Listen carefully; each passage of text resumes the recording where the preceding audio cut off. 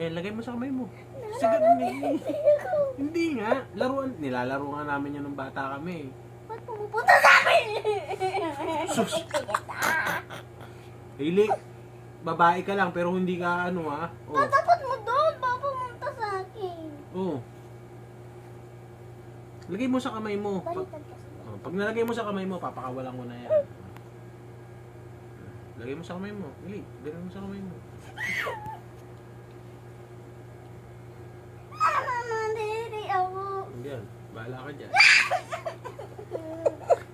Hindi nga. Oh.